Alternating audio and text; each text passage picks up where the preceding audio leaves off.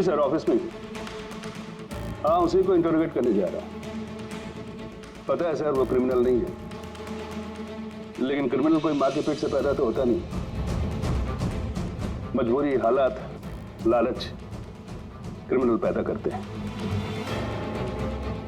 देखते हैं इसे किसने क्रिमिनल बनाया।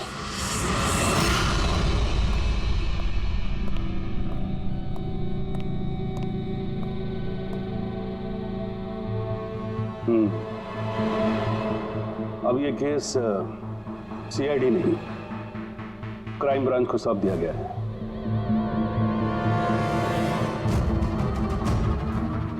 अब भी सफाई में कुछ कहना चाहते हैं?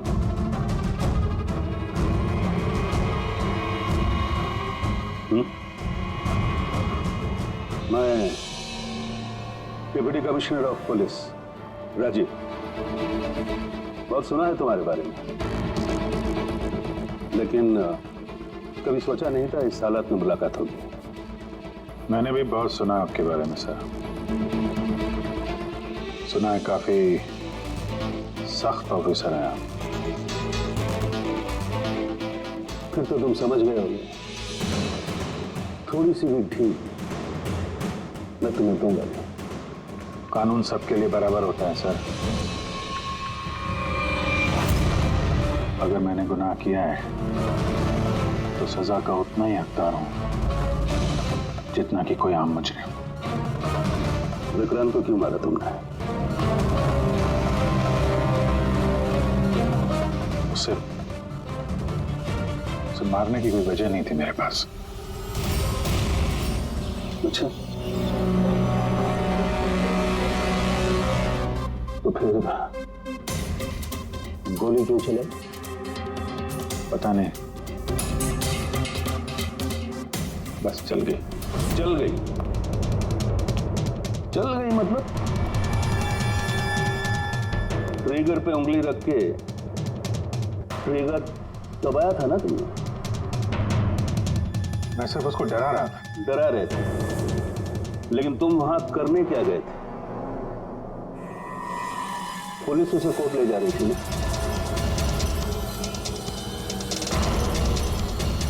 मेरे वहां होने की वजह जानने के लिए आपको सर मेरा और विक्रांत का इतिहास जानना होगा। बरसों से 36 का आंकड़ा चल रहा है हमारा। कई बार वो मेरे हाथ आते आते रह गया, लेकिन इस बार मैंने उसे पकड़ लिया।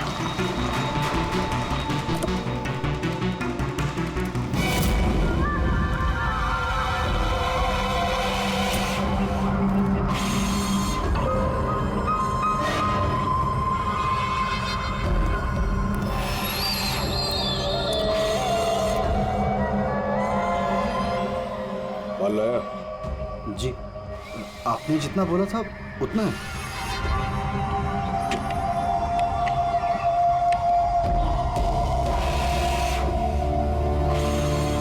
गुड।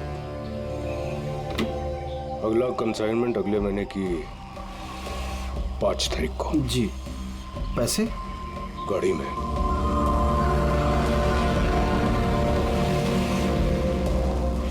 क्या बात है, इतना पसीना क्यों आ रहा है? पसीना? नहीं तो। जो स्कूल में तुझे एडमिशन नहीं मिला था ना, उस स्कूल का हेडमास्टर था मैं। क्या छुपा रहा है? नहीं, कुछ भी नहीं।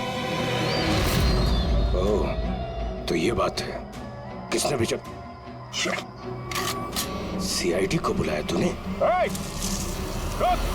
विक्रांत को धोखा देना बहुत महंगा पड़ेगा तुझे।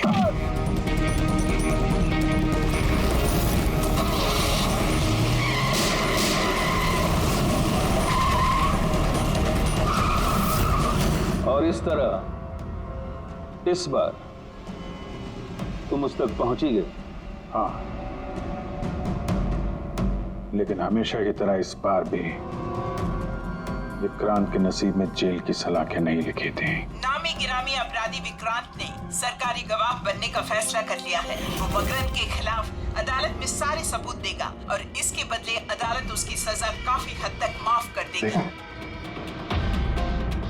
इन अपराधियों को पकड़ने के लिए हम लोग दिन रात एक कर देते हैं, अपने खून पसीना बहाते हैं।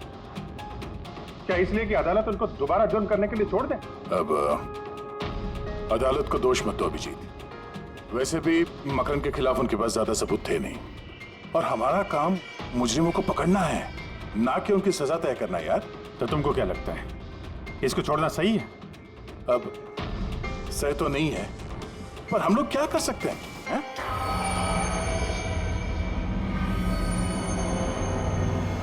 कर सकते हैं दया, बहुत कुछ कर सकते हैं। बहुत बड़े बड़े मुजरिम देखे हैं मैंने सर, पर ये विक्रांत कुछ अलग ही था। हर बार कुछ ना कुछ करके बच ही जाता। तो इस बार उसका बच निकलना तुम्हें मंजूर नहीं था, क्यों? यही बात है ना? ठीक समझा। इसलिए जब मुझे पता चला कि इस केस का इंचार्ज मेरा पुराना दोस्त मुरली है, तो विक्रांत से मिलना है मुझे। यार सिर्फ 10 मिनट। अभिजीत, तुम ये जानते हो कि ये मुमकिन नहीं है। This doesn't fit into any kind of protocol. मैं तुम्हें परमिशन नहीं दे सकता। परमिशन? वो आरती याद है तुम्हें? बीकॉम सेकेंड ईयर की स्टूडेंट, कैसे तड़पा तड़पा के मारा था उसने। किसने परमिशन दी थी उसे ऐसा करने के लिए? और वो 80 साल की बूढ़ी औरत जिसे आंख से दिखता नहीं था, उसके हाथ पांव काट दिए थे उसने। एक 8 साल के बच्चे तक को। अभिजीत, मैं उसकी पूरी केस हिस्ट्री को जानता हूं। फिर तुम ये भी जानते होगे किसी भी जेल में 15-20 दिन से ज्यादा नहीं टिकता ये विक्रांत। यार मेरा उससे मिलना बहुत जरूरी है। एक लड़की का किडनैप हो गया, पिछले 2 महीने से नहीं मिल रही है। सिर्फ विक्रांत जानता है कहां है वो। यह लड़की की जिंदगी का सवाल है, समझो यार, सिर्फ 10 मिनट। ठीक है, लेकिन सिर्फ और सिर्फ 10 मिनट। तो इस तरह तुम विक्रांत की कैंप तक पहुंचे, लेकिन तुम्हें तो सिर्फ उस लड़की के बारे में जानना था ना? ये सब कैसे हो? ये सच है सर, मैं सिर्फ लड़की के बारे में जानने गया था। मगर 5 मिनट का टाइम दे रहा हूं, दिमाग पे जोर डाल ले और अच्छी तरीके से हिला ले। आरजू कहाँ है? आरजू? कौन सी आरजू? किसकी आरजू? मैं नहीं जानता किसी आरजू को। वही लड़की जिसे तूने किडनैप कर रखा है। ओह सॉरी, भूल गया था। कहाँ रखा उसे? जानता है अभिजीत, पिछली बार भी मैंने एक लड़की को किडनैप किया था, फिर भूल गया था। फिर अचानक 2 महीने के बाद मुझे याद आया, तो फिर जाकर देखा कि उसकी लाश कुर्सी से बंधी हुई थी और उसकी लाश पर मक्खियां भिनभिना रही थी। और अब आरजू का भी वही हाल होने वाला है। ऐसा कुछ नहीं होगा।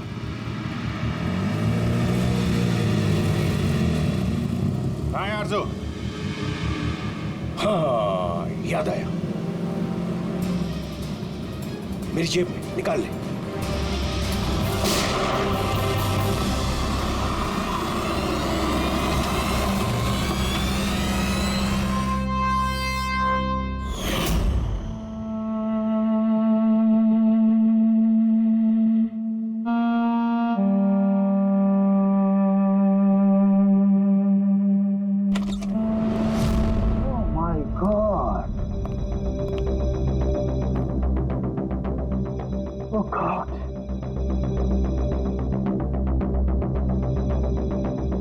मुझे तुम जैसे जिम्मेदार ऑफिसर से ये उम्मीद नहीं थी मुरली। तुम्हारी निगरानी में ये हो कैसे गया? कैसे? हाउ? गलती मुरली की नहीं, मेरी है। सब मेरी वजह से हुआ।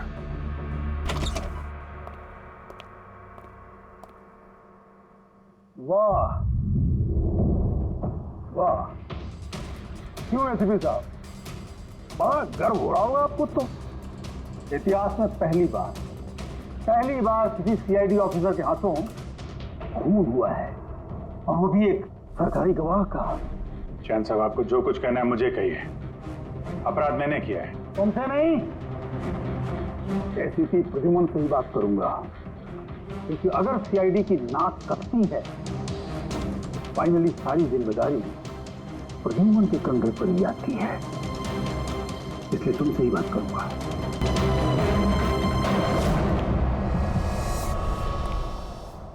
कैसे हुआ ये सब? पता नहीं सर कैसे हो गया। मैं तो सिर्फ उसे गन दिखा के डरा रहा था सर। गोली चलाने का कोई इरादा नहीं था सर मेरा। अच्छा। तो तुम सिर्फ गन दिखा रहे थे, हाँ? और गन अपने आप चल गई। तुम सीआईडी ऑफिसर हो या कोई नौसिखिए? I mean amateur shooter. मैं पहला सवाल, तुम वहां गए क्यों थे? जब कानून अपना काम कर रहा था तो तुमसे किसने कहा था टांग अड़ाने के लिए? जैन जी प्लीज, आप जरा शांति से बात कीजिए। अभिजीत एक सीआईडी ऑफिसर है, कोई राह चलता आदमी नहीं। देखो, अभिजीत मेरे लिए सिर्फ और सिर्फ एक मुजरिम है, मकरंद की तरह। हाँ, वैसे कितने रुपए लिए तुमने मकरंद से विक्रांत को मारने के लिए?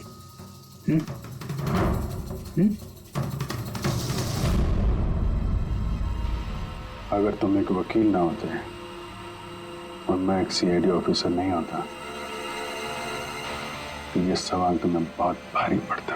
Oh really? देखो ऐसे थे प्रद्युम्न। इसके तेवर तो देखो, फोन करके बैठा है और मुझ जैसे लॉयर को, सीनियर लॉयर को धमकी दे रहा है। ऐसे चार्जेस लगाऊंगा सात जन्मों तक जेल में बैठ के सोओगे। क्या चीज होगे तुम वहां? मानता हूं गोली चलाई मैंने सर, विक्रांत को मार दिया, लेकिन उसे मारने का कोई इरादा नहीं था मेरा। खून सिर्फ खून होता है अभिजीत। इरादा चाहे कुछ भी हो, गलत या सही कोई फर्क नहीं पड़ता। अदालत में ये सब काम नहीं आए।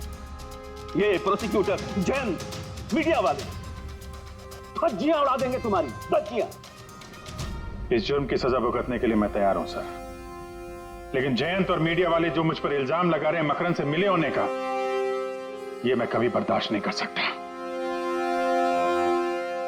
अभिजीत, फिर तो तुम्हें कोई नहीं बचा सकता।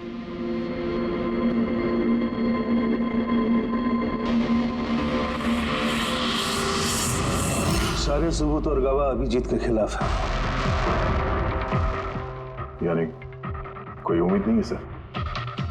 कैसे उम्मीद है?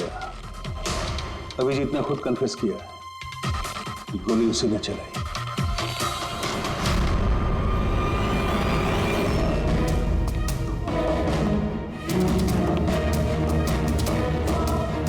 विक्रांत की मौत अभिजीत की गोली से नहीं हुई है। मतलब ये कि विक्रांत को गोली लगी है ठीक फेफड़ों के नीचे, और जब गोली फेफड़ों के नीचे लगती है तो इंसान की मौत होने में 20 से 30 मिनट लगते हैं। और विक्रांत की मौत तुरंत हो गई थी। एग्जैक्टली। इसीलिए मैं कहता हूं विक्रांत की मौत अभिजीत की गोली से नहीं हुई है, इसकी कोई और वजह है। और क्या वजह हो सकती है? उस वैन में ड्राइवर अभिजीत और विक्रांत के अलावा और कोई नहीं था। एक गोली चली, वो भी अभिजीत के गन से। उस वक्त वैन के अंदर कोई और नहीं था, और वैन के बाहर तो कोई और हो सकता है।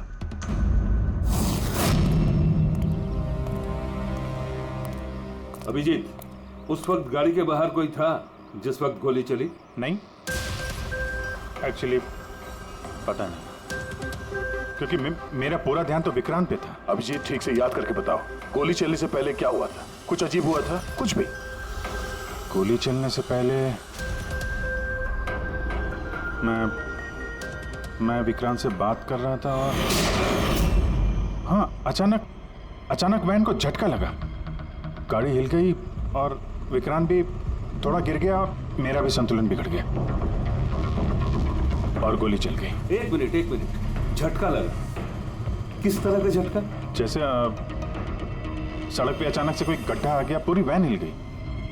लेकिन यहाँ तो सड़क बिल्कुल ठीक है, दूर दूर तक कहीं कोई स्पीड ब्रेकर भी नहीं है, स्मूथ। यहाँ गड्ढा कैसे आ सकता है?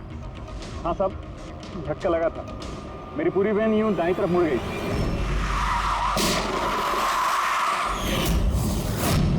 स्टीयरिंग खुद ब खुद घूम गया? हाँ साहब। ये कैसे हो सकता है? साहब ये तो मुझे भी पता नहीं चला कैसे हो गया। इससे पहले कि मैं वैन को संभाल पाता, पीछे से गोली चलने की आवाज आ गई।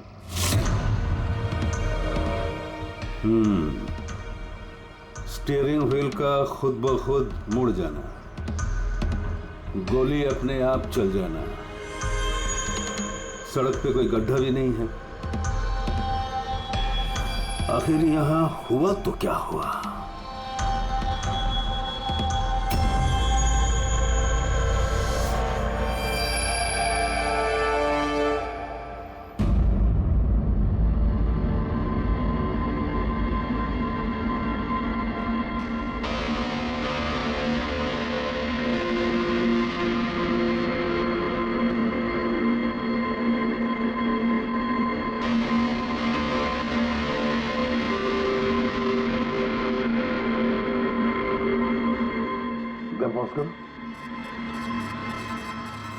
ये देखो, जब ये हादसा हुआ तो ये काली एसयूवी, ये काली गाड़ी उस वैन के बगल में से पास हुई।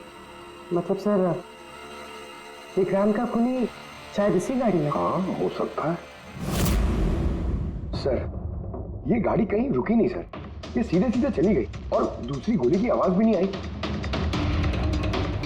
और एक बात नोटिस की तुम लोगों ने, 11:17 पर वो काली गाड़ी पास हुई वैन के बगल से, और एग्जैक्टली 11:17 पर विक्रांत की घड़ी भी बंद हो गई। हाँ सर, अभिजीत की घड़ी भी 11:17 को ही बंद हुई थी। हाँ? ये दोनों घड़ियों का एक साथ बंद होना और इस कार का ठीक 11:17 पे वहां से गुजरना, ये संजोग नहीं हो सकता। बिल्कुल सर, बिल्कुल सही कहा आपने, ये कोई संजोग हो ही नहीं सकता। जरूर कोई ना कोई राज छुपा है उस काले रंग के एसयूवी में, जो अभिजीत की बेगुनाही साबित करेगा। तो यहाँ इस फुटेज में इस गाड़ी का नंबर तो दिख नहीं रहा है। इस जगह से 5 किलोमीटर दूर सर टोल नाका है, वहां के सीसीटीवी फुटेज से शायद इस कार की डिटेल मिल जाए। हाँ।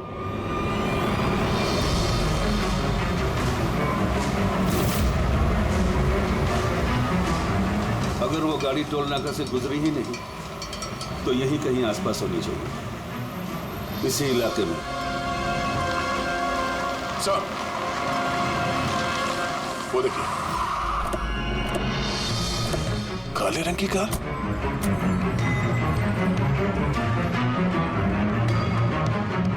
Oh no. फ्रेडी, जरा आगे चेक करो।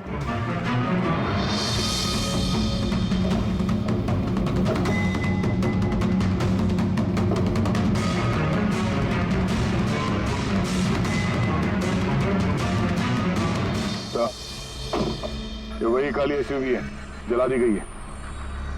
मतलब गाड़ी में ऐसा जरूर कुछ था जो खूनी मिटाना चाहता था। सर, ना तो नंबर प्लेट दिख रही है और ना ही चेसी नंबर, सारे सबूत मिटा दिए मुजरिम ने।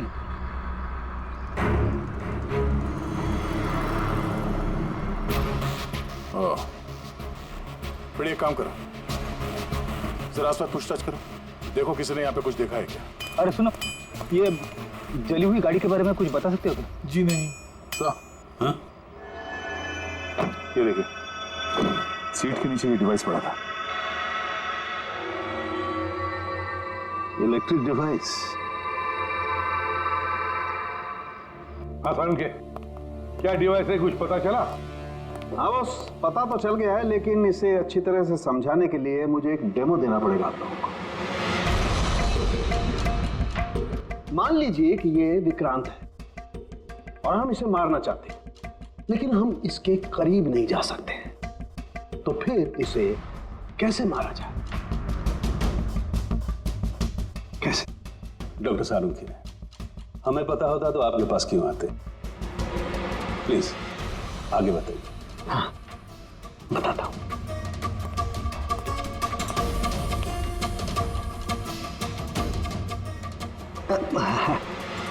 आप थोड़ा पीछे हट जाइए प्लीज। Thank you.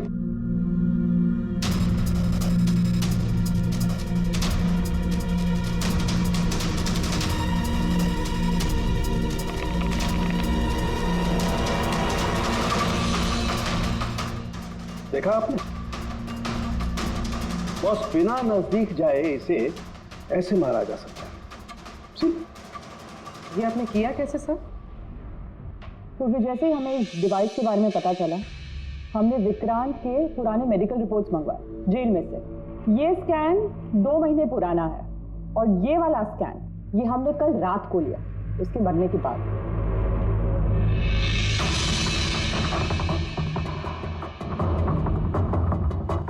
या सारंगी, इस पहले वाले स्कैन में एक छोटी सी चीज अटकी हुई है वहां उसके सिर में। वही चीज इस 2 महीने बाद वाले स्कैन में शिफ्ट हुई है, हिल गई है, पीछे आ गई है। और ये छोटी सी चीज एक शार्पनेल है बॉस, यानी गोली का छोटा सा टुकड़ा। और फिर ये शार्पनेल वहां से इस तरफ शिफ्ट हो गया, जिस वजह से विक्रांत की सबड्यूरल हेमेटोमा यानी ब्रेन ब्लीडिंग की वजह से मौत हो गई। और ये शार्पनेल अपनी जगह से हिला कैसे? उसी डिवाइस की वजह से जो हमें जलती हुई गाड़ी में से मिला। तो गोलियों के टुकड़े को हिलाने का डिवाइस ही है? सिर्फ गोलियां नहीं रहा, इसने और भी बहुत सारी चीजें हिलाई, जैसे कि विक्रांत के हाथों की हथकड़ी, पुलिस वैन का स्टीयरिंग व्हील, दोनों के हाथ की घड़ी के कांटे, यहां तक कि अभिजीत की गन भी। मतलब लोहे की चीजें, तो जितनी भी लोहे की चीजें हैं वो हिल गई उस डिवाइस की वजह से। Exactly boss. और लोहे का सबसे बड़ा आशिक है मैग्नेट, चुंबक। बॉस, ये है वो चुंबक जिसके जरिए मैंने इसे उड़ाया। यानी उस काली वैन में भी एक ताकतवर लौ चुंबक था, जिसकी वजह से पूरी की पूरी वैन दाईं तरफ चली गई और अभिजीत की मेटल की गन वो भी अपने आप चल गई। हाँ, और विक्रांत के सिर में जो अटका हुआ शार्पनेल का टुकड़ा है वो भी शिफ्ट हुआ। सर, इतनी प्लानिंग के साथ तो वही मार सकता है जिसे शार्पनेल के बारे में पहले से पता था, उसका कोई करीबी। मकरंद, मकरंद मतलब अभिजीत सर बेगुनाह? No, not at all. इतनी जल्दी किसी नतीजे पे पहुंचना ठीक नहीं होगा। मकरंद के खिलाफ जब तक हमको पक्का सबूत न मिल जाए, कानून की नजर में अभिजीत ही दोषी है। मकरंद के खिलाफ सबूत तो वही देगा ना जो विक्रांत के सेफ हाउस के बारे में जानता था, वरना मकरंद को कैसे पता कि विक्रांत किस रास्ते से कोर्ट पहुंचेगा। और विक्रांत की खुफिया जानकारी सिर्फ मुरली और उसके बाकी साथियों के पास थी। आप लोग ऐसा सोच भी कैसे सकते हो सर कि हम में से कोई गद्दारी कर सकता है? जितने ईमानदार आप लोग हैं ना, उतने ईमानदार हम लोग भी हैं। विक्रांत को कहां और कौन से सेफ हाउस में रखा गया था ये सिर्फ आप लोग जानते थे और कोई नहीं। ये सच है ना? हाँ सर, नहीं पता थी। यहाँ तक हमारे घर वालों को पता नहीं थी, तो फिर हम बाहर वालों पे क्यों इल्जाम लगाएंगे? शायद पैसों के लिए किसी ने मकरंद को यह जानकारी दी हो। प्लीज साहब, हम भी पुलिस वाले हैं, जान की बाजी हम भी लगाते हैं। आप इस तरह इंफॉर्मेशन कहीं ना कहीं से तो लीक हुई है मुरली। हाँ सर, एक्चुअली मैं भी वही सोच रहा हूँ, क्योंकि सेफ हाउस में 24 घंटे सीसीटीवी कैमरे लगे हुए थे, अगर भी कोई बाहर वाला अंदर नहीं आ सकता। क्या कहा आपने? चाहकर भी कोई बाहर वाला अंदर नहीं आ सकता? हाँ सर। झूठ! बाहर वाला कोई भी अंदर नहीं आया था। हाँ? क्यों? I am sorry sir, actually Jain ji कभी कभी आते थे।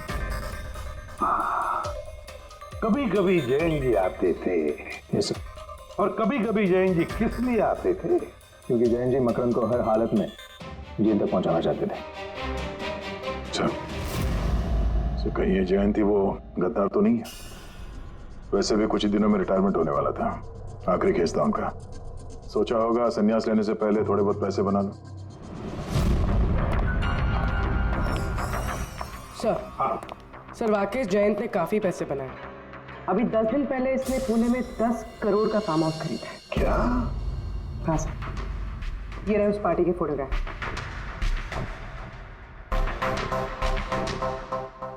एक मिनट, माय गॉड, दया पहचाना इसे?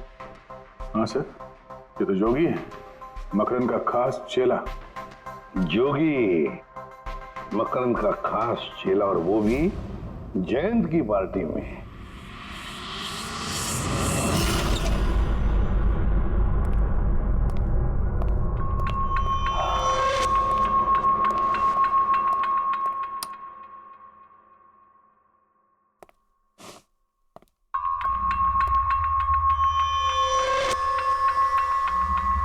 तुम यहाँ कैसे और मेरे घर में घुसे कैसे? हाँ, मुजरिमों को उनके बिल से निकालने के लिए बिल के अंदर तो घुसना ही पड़ता है जयंत साहब। मुजरिम मुजरिम मैं हूं या तुम? मैं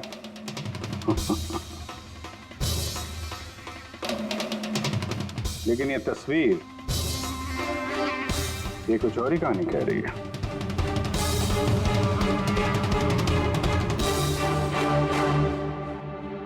नो, आई डोंट नो, मैं नहीं जानता। नहीं जानते? कमाल है, बहुत भोलेपन का नाटक कर रहे हो जयंत साहब। मकरंद के पैसों से ये फार्म हाउस खरीद लिया और अब उसके चेले जोगी को पहचानने से भी इनकार कर रहे हो। What nonsense! कौन जोगी? कैसा जोगी?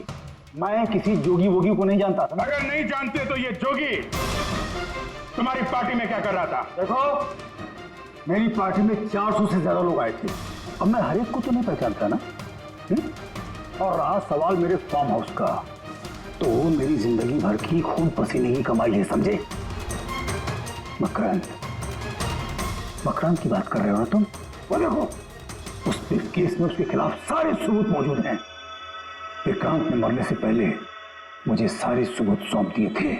मकरंद को तो मैं फांसी पर लटकाऊंगा और साथ में तुम्हें भी। लाइट हो क्या हुआ? स्विच तो ऑन है, हुआ क्या लाइट को?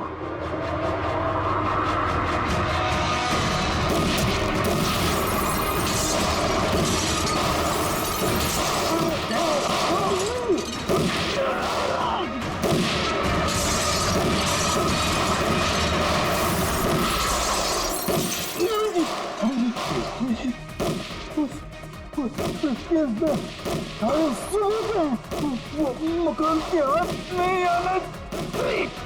जी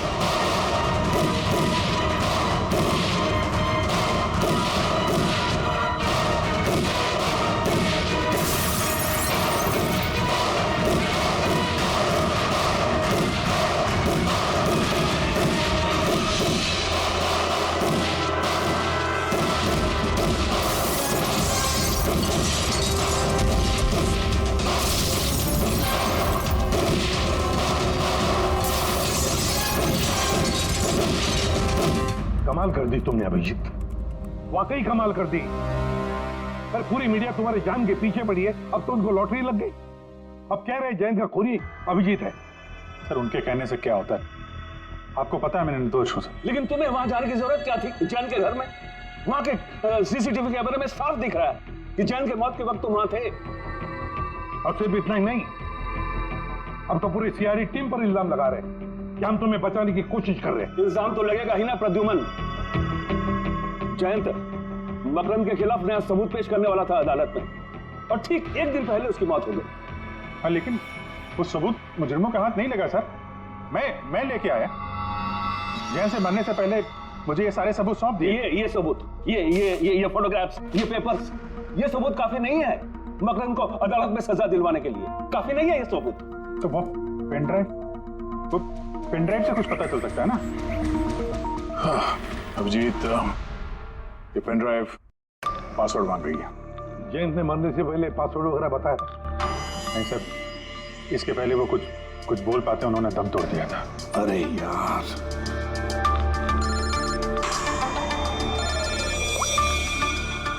हेलो, हाँ पूर्वी। अच्छा, ओके ओके, ठीक है। चल, पता चल गया जोगी को जैन जी की पार्टी में कौन लेके गया था। कौन लेके गया था?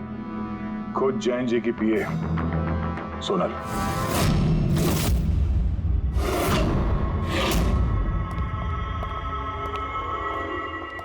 सर ये सब? सोनल, सोनल, पूरी तेरा ऊपर चेक कर।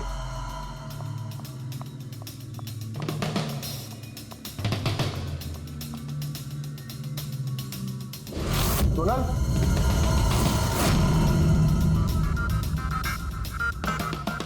सर अंदर तो कोई भी नहीं। सर कोई नहीं होगा। तो सोनल गई कहाँ?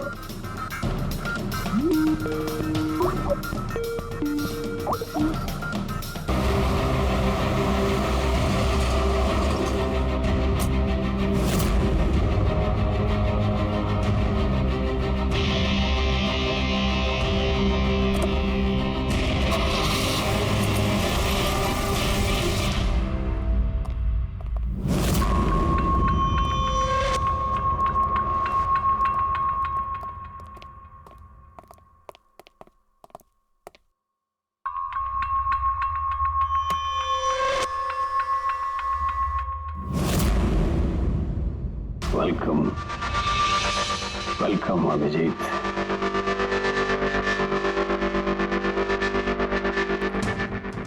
मकरंद के आशियाने में तुम्हारा स्वागत है।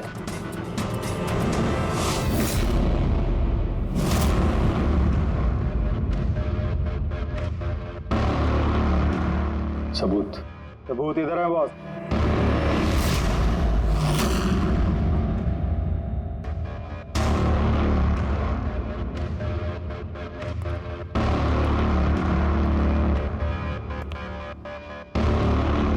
मकरंद, सबूत तुम्हें मिल चुका है, अब सोनल को जाने दो।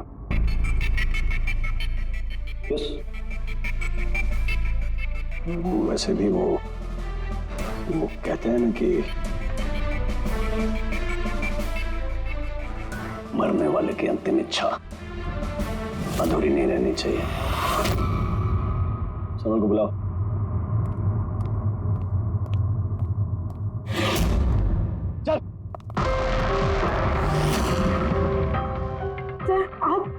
सोनल तुम ठीक हो? हाँ सर, मैं ठीक हूँ। तुम जाओ यहाँ से। लेकिन सर आप।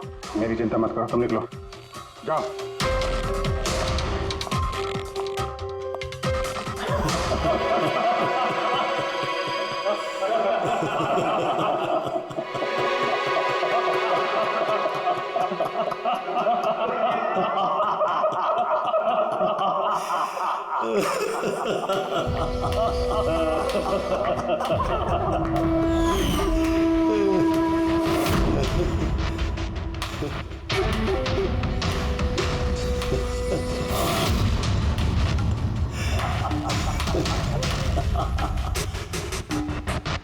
सोनल, तुम भी मानते हो ना मेरे दिमाग को?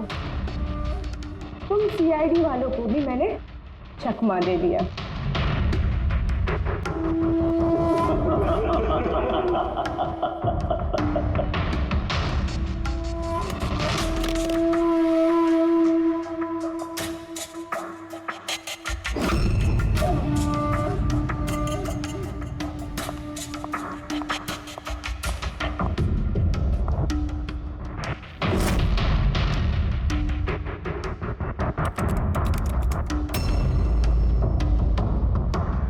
मुझे पता था जयंत यही पासवर्ड रखेगा।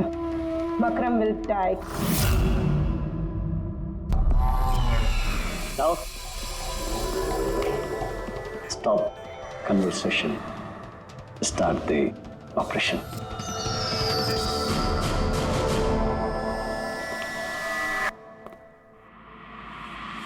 मरने का टाइम हो गया। टाइम हो गया? नहीं तो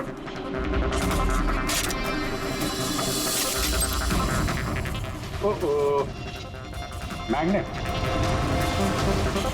तुम लोगों को क्या लगा चुंबक को हथियार बनाना सिर्फ तुम लोगों को आता है?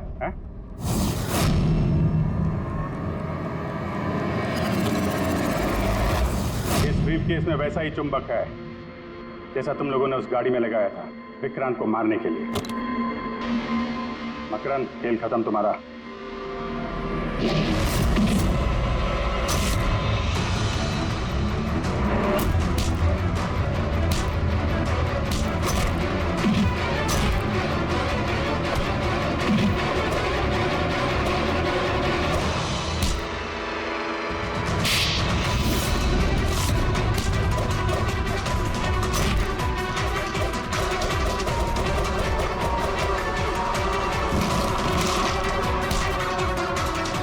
पैसों के लिए अपने बॉस को धोखा दिया?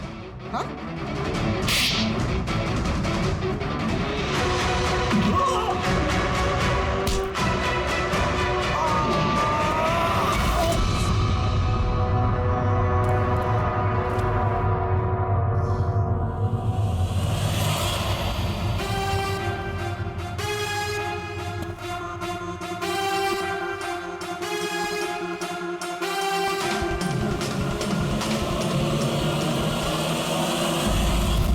Morning sir.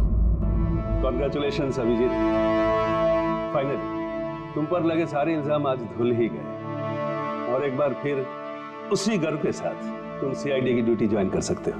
Thank you sir. Sir, हमने आरजू को बचा लिया सर। मकरंद के साथियों को पता था कि विक्रांत ने उन्हें कहाँ कैद करके रखा था, पर सर जयंत जी का सपना पूरा नहीं हो पाया मकरंद को जेल भेजने का। चलो जो भी है, all is well that ends well.